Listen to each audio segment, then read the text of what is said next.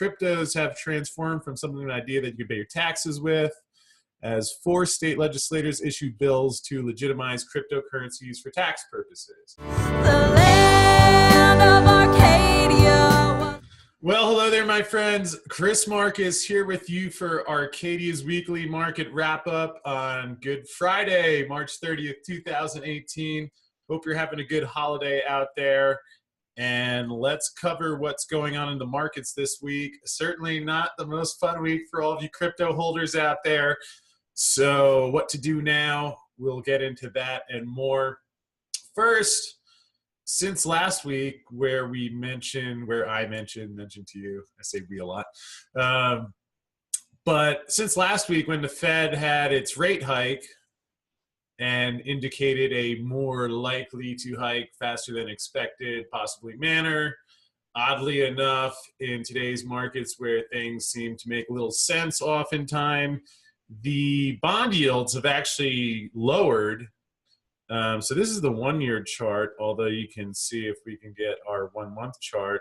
So today's the 30th. So you see, right, I guess it was back here where we had the Fed meeting. And rates had gotten up about to 2.9. And now they're sinking, which is interesting because I was talking with a friend this week who is a pretty knowledgeable guy about the markets, follows a lot of the same stuff that I do. And he was asking me, what do you do when, for years now, so much of what's happening in the markets really seems counterintuitive to a lot of the developments? I mean, when it's like normally if you think a stock is going to do really well and it has earnings coming out, and the expectation is $1 per share and they make $3 per share, you know, you would expect the thing to go up because it beat the expectation. Yet doesn't always play out like that in the markets, which raises the question, why is that? And a few thoughts there. First, the way our markets have developed, especially with a lot of automated trading and just the way large amounts of money can push things around, you may be right, but sometimes somebody has a bigger position that ends up being what dictates the price. Along with that, as I talk about quite a bit here, there is a lot of manipulation in today's markets. I went to college to study finance in 1997. My first job was at Moody's in 2001. And certainly I had no idea, and then following the next 11 years on Wall Street and then studying it since then, I never would have guessed that there's the amount of manipulation and distortion just that I've seen alone, which of course always makes me wonder about what is out there that you don't see, like a Bernie Madoff type thing that is going on for a long time, but until it implodes, doesn't become public. We've seen banks, there's still, I forget which bank it was, but someone was paying a couple $1 billion for more mortgage fines. Interest rate markets, LIBOR, power, energy, stock market, housing market. You can look, it's public record. You can see the banks have gotten fined billions of dollars, gotten caught manipulating all of these. So where that leaves us today, there's a guy I listen to that often talks about that Steve Mnuchin, the Treasury Secretary, essentially has the ability, whether it's a button or a metaphorical button when he calls up his bankers, but basically that things are so distorted at this point that, you know, if the guy wants the Dow Jones to be 25,000 that day, then that's where it will be. Now, is that entirely true? Obviously, I don't really have the access to know that for sure, but perhaps what's worthwhile is that when I think about all the things I've seen and studied in my career and wonder if that could be true, certainly it's well possible, and whether it's actually to that degree or not. So that's what makes it really confusing. You have the Fed pumping money and boosting up stock and real estate prices. There's so much that is unnatural, which is why even despite having a background trading short-term instruments in equity options, still to me, it seems like when you see the way things, at least if we have any reality left in the world, must ultimately resolve, similar to how you saw The Big Short. There were folks that saw that there were problems in the mortgage market that went on longer than many expected, yet there were forces of nature dictating that something was clearly out of line and had to correct eventually. So that's why when I look at the silver market and talk about how you have all the short paper that's been written, translation, if you haven't heard that term before, is that you have people selling silver that they don't actually have. You hear numbers in the hundreds of how many paper claims there are. So eventually, if you have some sort of event that causes more people than currently say, I want physical metal, then you quickly run out, and to cover that, you're going to see prices a lot higher. So there's an eventual fail-safe there. And similarly, as much as the markets are distorted at this point, I don't think that that's going to change where eventually bubbles pop. But anyway, as you can see by the lower yield of the treasury market, which means the prices went up, certainly the bubble there has not popped yet. Wonder who's buying those. If China continues, we hear the rumors they're stepping away and the Fed is selling off their bonds, you wonder who's out there buying. So we'll keep an eye on that in the coming months. Certainly a lot of reasons to believe that yields would go higher, but to this point has not happened. And why would yields go higher? Again, just a reminder, as we've crossed 20 trillion in debt, new budget forecast, now we're talking about 30 trillion. So, that's the thing. The pricing is volatile, chaotic, distorted. It doesn't reflect things maybe in a day-to-day vending machine-like fashion where you put the quarter in and you get a certain result or a certain item. But over time, I think these things do resolve, because here you see, we're headed to 30 trillion in debt. There's no plan in sight. It's not like there's some sort of discussion of how to resolve this. So until that happens, then that's why I continue to stay out of dollars. I like the metals. And of course, the cryptos. Let's see if our prices, let's update that for you here. As you see there, Bitcoin down to 7,000 bucks. You can see a little green there. Things have rebounded last day or so. But certainly tough times for the cryptos. A lot of people out saying the crypto bubble has popped. Heard Eric Sprott today, who I sure respect a great deal and have learned a ton from. Although he was mentioning that basically the crypto bubble is over. And with that said, at least based on where I'm at today, I will respectfully disagree with Mr. Sprott. Because again, you have an incredibly volatile market. So let's start with first that, some people were buying Bitcoin for $1,000 last year. And if they did so, you can see they're still up sevenfold on that investment. Obviously, if you paid over 7,000, if you paid anywhere near 20,000, you're not feeling as good. And it's interesting, you see up here the market cap down to 268 billion as compared to, just to give you a perspective, I've read a link where the total size of the world stock markets is about 76 trillion. So another way of putting that is that if 1/76th of the money in the stock market left and went into cryptos, that'd make it about 1.25 trillion. So multiplying by a factor of 5. So you can see that price, it's a very small market, similar to silver, which is why the prices can move so much if there is a justification for the underlying demand. And made me start thinking today, another friend who was asking what I think about the cryptos at this point. And obviously, when you have large flows of money coming in, you can see the price move not because there was necessarily a specific development in the underlying asset that caused that, but if you have large flows that are bigger than the size of the market, you can push things around quite a bit. So to me, it's still the same factor that it's always been, which is this technology that's valid and is a superior alternative to what we have and is going to be implemented and used to the and is it represent something that will leave behind those that don't use it, which is kind of how I've always felt, where yeah, you can have a government come in and try and ban it, but that's like banning the internet or the computer or the car. I mean, it yes, governments will do things like that, yet there's a cost to that. And as we'll get to in one of our stories later, I don't really see as much as you hear talk about that.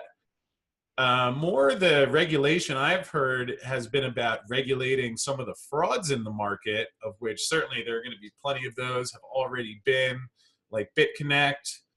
And that's why certainly if you're getting into cryptos, you want to be really careful, because there is, and I think that's just gotten started as well. I can't imagine the scams we'll see in the next coming years.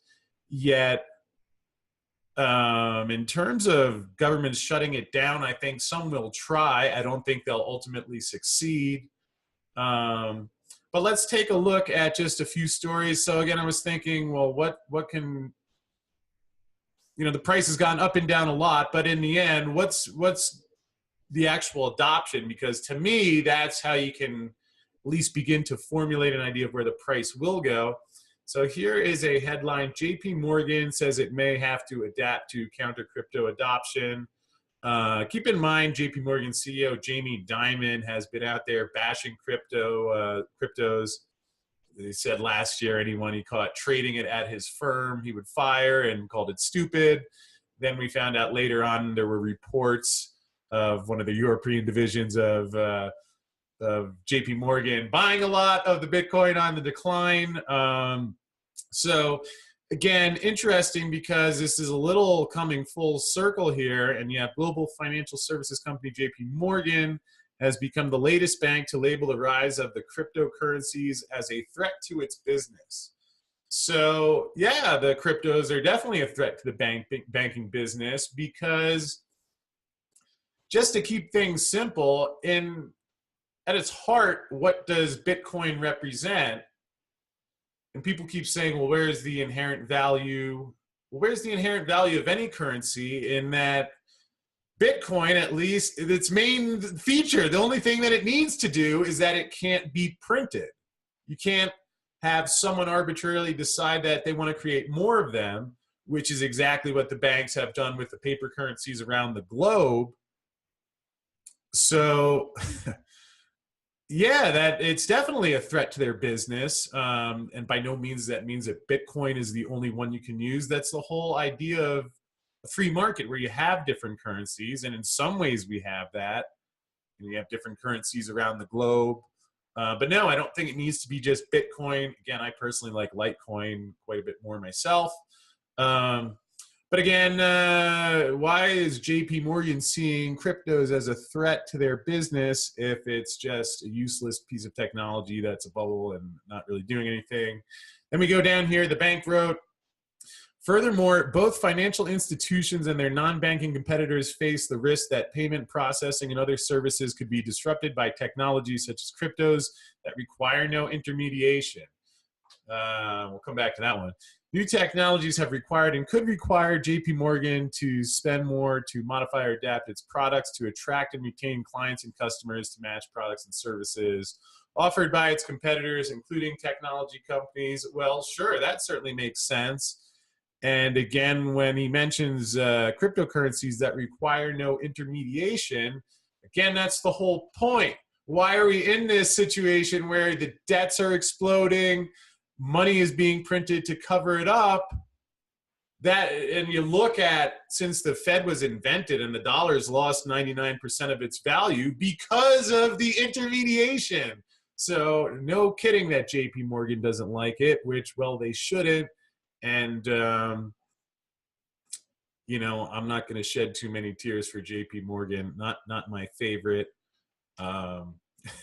Google JP Morgan and silver manipulation sometime. Spend a couple minutes reading that. And actually, over here we have a book I just recently read. Let's see if we can get this up here. J.P. Madoff, which covered it was about 250 pages of detail of their involvement in the Madoff scandal. So let's just say not not my favorite institution. We'll leave it at that and not get my mouth in trouble today. But here you can see Bitcoin ATM installations skyrocket through the market. So there's a chart. Again, does this mean that go out buy Bitcoin? No, but just again, interesting to see people are using one portion of it more. Here, I don't know how you say it's the Kike app or either way, that messaging thing partners with Unity Technologies to improve adoption of KIN cryptocurrency. So, again, it's tricky because a lot of these cryptos are technology that are not really familiar to people initially, yet when you start saying, oh, here's an app I use, or here's something my computer does, or here's a system of any sort that you use that's automated or electronic, and then you see where the crypto space could improve on that. So I find it helps thinking like that a little bit. Regulations will enable the global adoption of cryptocurrencies. Cryptos have transformed from something, an idea that you could pay your taxes with, as 4 state legislators issued bills to legitimize cryptocurrencies for tax purposes. The bills are just some of the efforts by government to regulate cryptos, which may legitimize them as legal tender across the board. So interesting if you might be able to pay your taxes with them. Crypto adoption rising again. Let's see. I went through this one earlier. Crypto adoption. You see, yes, there it is. 6,000 South Korean outlets to make cryptocurrencies available by second quarter of 2018. You can see a little chart here. Again, sure, these are somewhat anecdotal, but again, just out searching and thinking, is this stuff that's being used? Big 4 are Bitcoin, Ethereum, XRP, which I believe is Ripple, and Litecoin, to gain an adoption of crypto in 80,000 European stores. Will allow for use of crypto payments in as many as 80,000 merchants in Europe. And there you go. So let's see what we have left here. Oh, from Casey Research, why this billionaire just made a $500 million bet on blockchain. And that's Mark Yusko of Morgan Creek Capital. If you want to read more about what he says, believes it will transform the world. World's tech giants are betting on it, which is consistent with what I've heard. Average person has no idea what's coming. I think that's a big part of it, which is why I believe there's still upside potential. Because again, if you understand something and the impact it's going to have that other people don't, that's how it can be at a price that's out of line and provides a trading opportunity. So blockchain, most revolutionary technology since the internet. So there you can Google that headline if you'd like to read more about that. And again, I just point these things out so at least you can start seeing and looking for yourself. And I find that reading through these things, and it's not the easiest thing listening to some of the coders and tech guys talk about it, because it's often a different language than most regular people are aware of.